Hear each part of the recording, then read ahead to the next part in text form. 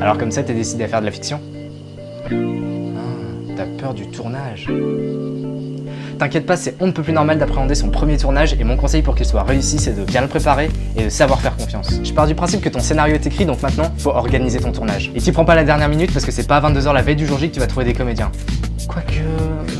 ça nous est déjà arrivé. Si c'est pas fait, je te conseille de faire un découpage technique, voire un storyboard. Prends chaque scène et décris précisément ou dessine les différents plans à réaliser. En bossant la composition de tes plans au préalable, la moitié du travail est déjà faite. Et le jour J, tu visualiseras beaucoup plus vite ce que tu veux faire. Tout ce que tu peux faire avant le tournage, fais-le avant le tournage. Regroupe ensuite toutes les scènes par lieu, comme ça tu vas pouvoir filmer toutes celles qui se passent au même endroit d'un seul coup. T'optimiseras et tes déplacements et ton temps. Évidemment, si tu filmes lieu par lieu, autrement dit sans continuité et sans suivre la chronologie de l'histoire, attention aux faux raccords liés aux vêtements. En parlant de lieu, n'arrive jamais en terre inconnue. Fais un repérage des lieux. C'est grâce à lui que tu vas pouvoir faire ton découpage technique ou ton storyboard. Fixe arbitrairement un temps pour filmer chaque scène, c'est ce qu'on appelle un cahier des charges. Vois large, mais pas trop. Si tu vois trop large, t'en demanderas toujours plus et tu t'en sortiras jamais. Et à contrario, si tu vois trop restreint, tu risques d'être toujours à la bourre sur ton cahier des charges et tu vas finir par stresser tout le monde. Oublie pas non plus ce que j'appelle la phase de checking. 1. Tes équipes. Assure-toi qu'elles sont au complet et fixe un rendez-vous avec une heure et un lieu précis. Si tu prévois un début de tournage à 9h, donne rendez-vous à tes équipes à 8h. Ça laisse le temps à tout le monde d'arriver, de poser ses affaires, de dire bonjour, de prendre le café. Et si t'as la possibilité, fais-le, prévois des comédiens remplaçants. Il n'y a pas un seul tournage où on n'a pas eu un désistement.